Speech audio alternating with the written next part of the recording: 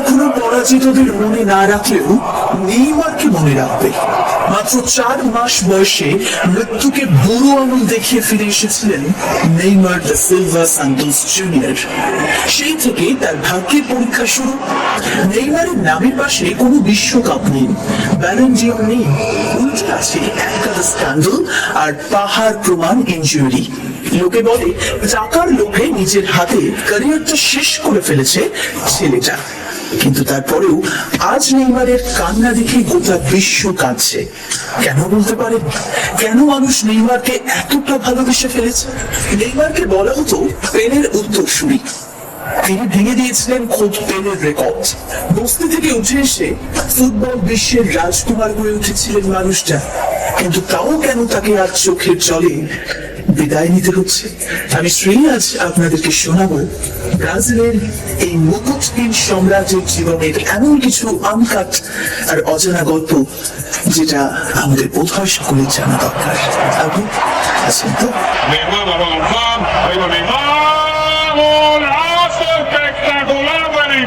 একটা কথা আছে না, not every Prince becomes a king. নেইমারের ব্যাপারটাও যেন সেরকমই। দুর্ভাগ্য তাকে ঘিরে রেখেছে বরাবর। তাকে বলা হতো পেলের উত্তরসূরি। তিনি ব্রাজিলের জাতীয় দলের ইতিহাসে সর্বোচ্চ গোলদাতা, কিন্তু তারপরেও নেইমার ব্রাজিলকে বিশ্বকাপটা এনে দিতে পারেননি। এমনকি 2026 বিশ্বকাপেও একটা ম্যাচে 15 মিনিটের বেশি মাঠে থাকতে পারেননি। টানা 981 দিন, প্রায় 3 বছর জাতীয় দলের বাইরে থেকেছেন। ব্রাজিলের মানুষও জানেন নেইমারকে ঘিরে দল গড়া মানেই অনিশ্চিত একটা ব্যাপার।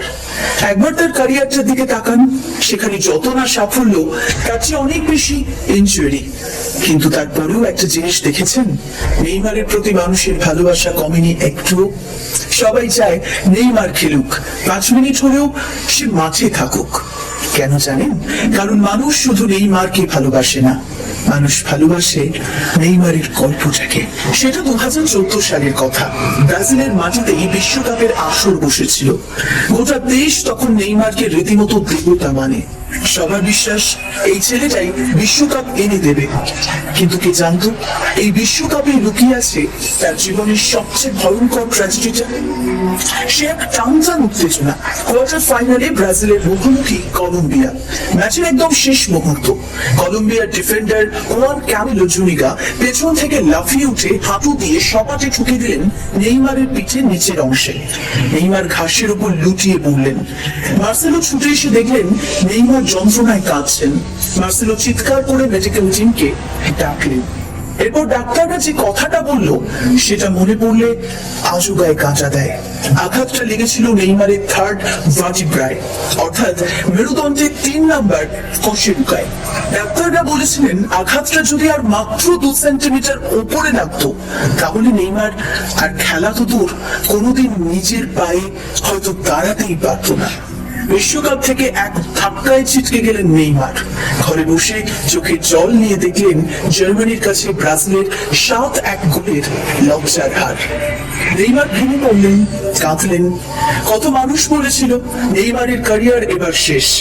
অনেকে তো প্রায় ধরেই নিল সে আর আগের নেইমার হয়ে ফিরতে পারবে না। কিন্তু নেইমার সবাইকে অবাক করে দিয়ে ফিরেছিলেন, আবার মাঠে নেমেছিলেন, তিনি আবার লড়েছিলেন। নেইমারের এই যে বারবার ফিরে আসার লড়াই, সেটা কিন্তু ফুটবলের মাঠে শুরু হয়নি। শুরু হয়েছিল আজ থেকে 34 বছর আগে, 1992 সালে। সে এক প্রবল বৃষ্টির দিন। ব্রাজিলের সাও পাওলোর একটা পাহাড়ি রাস্তায় নেইমার তার বাবা মায়ের সঙ্গে যাচ্ছিলেন এক আত্মীয়ের বাড়িতে। তখন নেইমারের বয়সের কত, ওই 4 মাসের মতো। হঠাৎই ঘটে গেল একটা ভয়ঙ্কর দুর্ঘটনা। উল্টো দিক থেকে আসা একটা গাড়ি কন্ট্রোল হারিয়ে সজোরে ধাক্কা মারলো নেইমারদের গাড়িটাতে। মুহূর্তের মধ্যে গাড়ি দৌড়ে মুচড়ে গেল। বাবা নেইমার সান্তোস সিনিয়র গুরুতর চোট পেলেন। সকলেই ভেবে নিয়েছিল নেইমার হয়তো আর বেঁচে নেই, কিন্তু গাড়ির ভাঙা টুকরো সরাতেই দেখা গেল গাড়ির একটা সিটের নিচে রক্তাক্ত অবস্থায় পড়ে আছে ছোট্ট নেইমার। কপালে আঘাত লেগেছে, সারা গায়ে কাঁচের টুকরো গেঁথে গেছে, কিন্তু প্রাণটা আছে।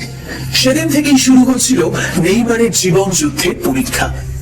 সেদিন পরিবারটা মৃত্যুর মুখ থেকে বেঁচে ফিরল ঠিকই, কিন্তু তারপর নামলো অন্য অন্ধকার। পেলভিক ইনজুরির কারণে নেইমারের বাবার ফুটবল ক্যারিয়ার বড় ধাক্কা খেল।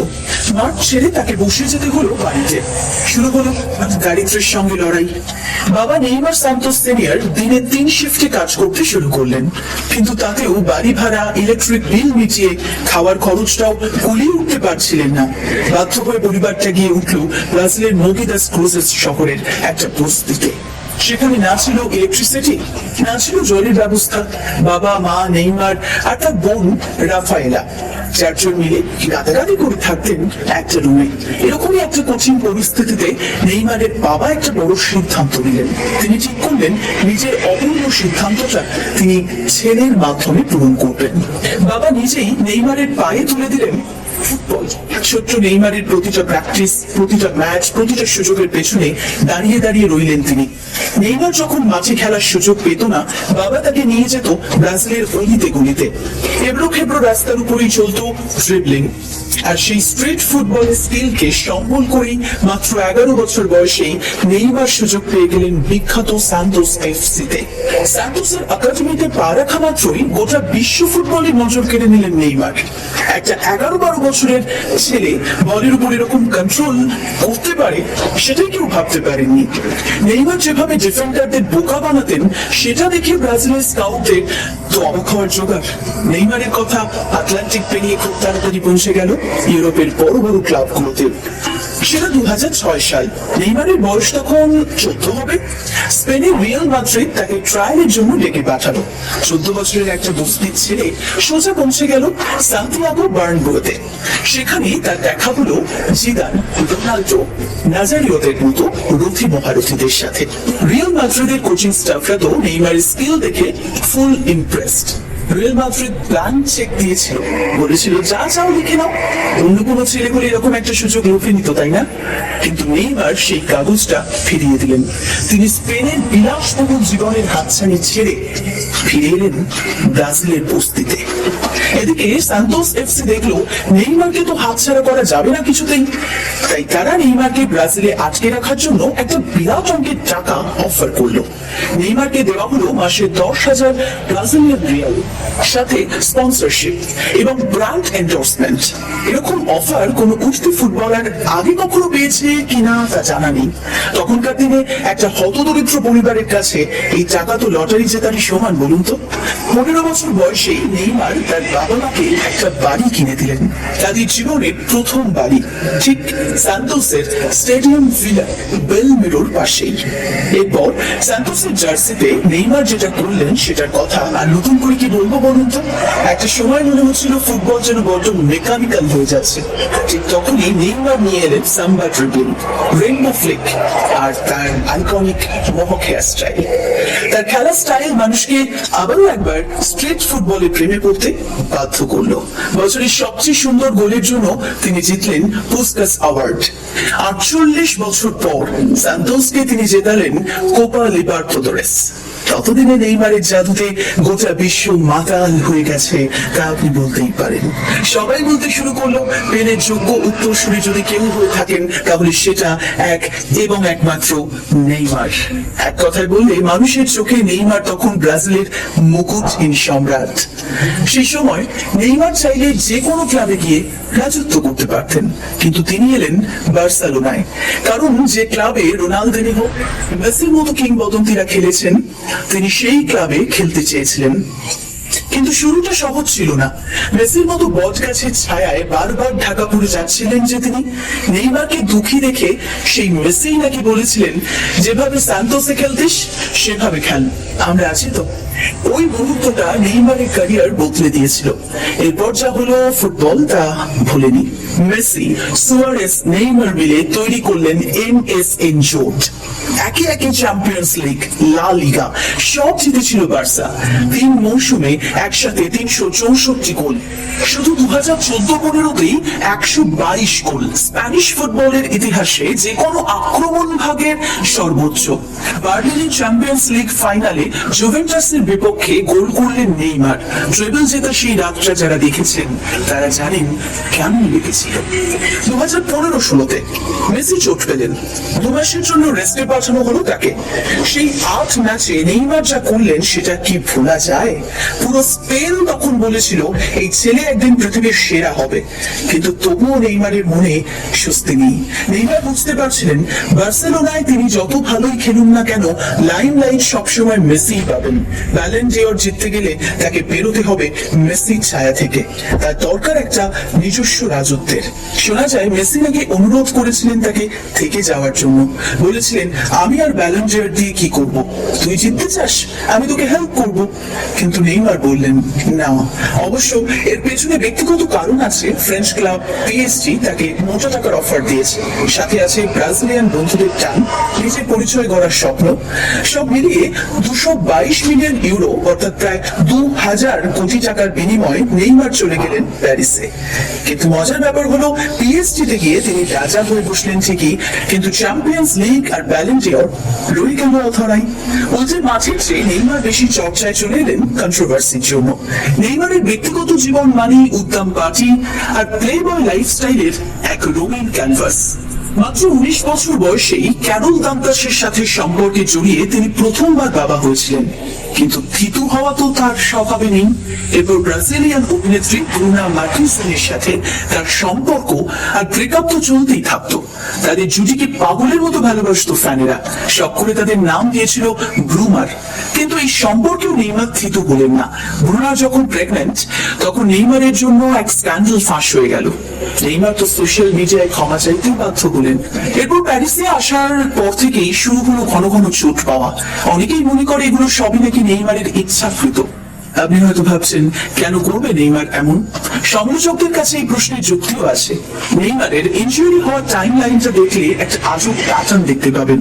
তার বোন রাফায়েলার জন্মদিন 11 মার্চ, আর 2015 সাল থেকে শুরু করে প্রায় প্রতিটা বছর ঠিক মার্চের দ্বিতীয় সপ্তাহে এসে নেইমার কোনো না কোনো ভাবে হয় মারাত্মক ইনজুরিতে পড়েছেন, না হলে রেড কার্ড দেখে সাসপেন্ড হয়েছেন। আর তারপরেই তিনি ছুটি নিয়ে ব্রাজিলে উড়ে গেছেন বোনের জন্মদিনের পার্টিতে। ফুটবল বিশ্বে এই ঘটনাকে কাস্প অফ 11th মার্চ বলা হয়।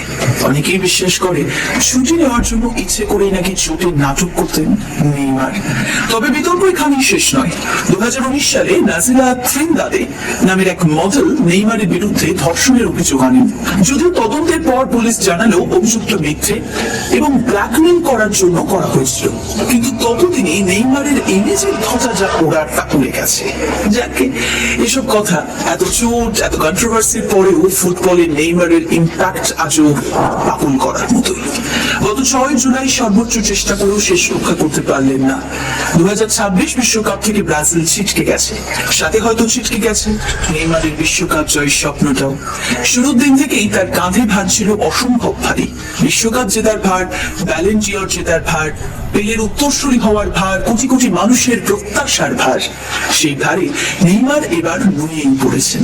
2010 সালে যে মাঠে ব্রাজিলের জার্সি গায়ে ম্যাজিক দেখিয়েছেন, 16 বছর পর সেই মাঠ থেকেই বিদায় নিয়েছেন নেইমার। মাত্র 34 বছর বয়সেই তার ক্যারিয়ার শেষ হয়ে গেল, যেখানে তার সতীর্থরা 40 পেরিয়েও খেলছেন। মেসির মতো অনেকেই অবসর নেওয়ার পরেও ফিরে এসেছেন। নেইমারও কি আবার একবার ফিরে আসবেন? সেটা হয়তো সময় বলবে। তবে এটুকু বলতে পারি, এরপরেও নেইমারের প্রতি মানুষের ভালোবাসা এতটুকুও কমবে না। কারণ যারা জীবনে অনেক কিছু করতে চেয়েও পারেনি, যারা বারবার চেষ্টা করেও ব্যর্থ হয়েছে, যারা শেষ মুহূর্তে সব হারিয়েছে, তারা নেইমারের মধ্যে নিজেদেরকেই দেখতে পায়। নেইমার পাগলরা জানেন ব্যর্থতা শেষ কথা নয়। জীবনে যতক্ষণ ফিরে আসার সাহস আছে ততক্ষণ জার্নি শেষ হয় না। হয়তো সেই কারণেই নেইমারের প্রতি মানুষের এত ভালোবাসা। কি ঠিক বললাম তো? আপনার কি মনে হয়? জানাবেন কিন্তু নেইমার সম্পর্কে। নেইমারের কি আবার ফেরা উচিত? কমেন্ট বক্সে গোলা জানান অবশ্যই। নেইমার ফ্যান কারা রয়েছেন। আজকের মতো ভিডিও এখানেই শেষ করছি, ফিরবো নতুন কোনো ভিডিও নিয়ে। ততক্ষণ পর্যন্ত সঙ্গে থাকুন ফিল্মি বিনোদনের। শ্রী ছিল আপনার সঙ্গে। আপনি আসতে পারেন আমার চ্যানেল কিছুক্ষণের কথাতে। দেখা হবে সেখানে। টাটা।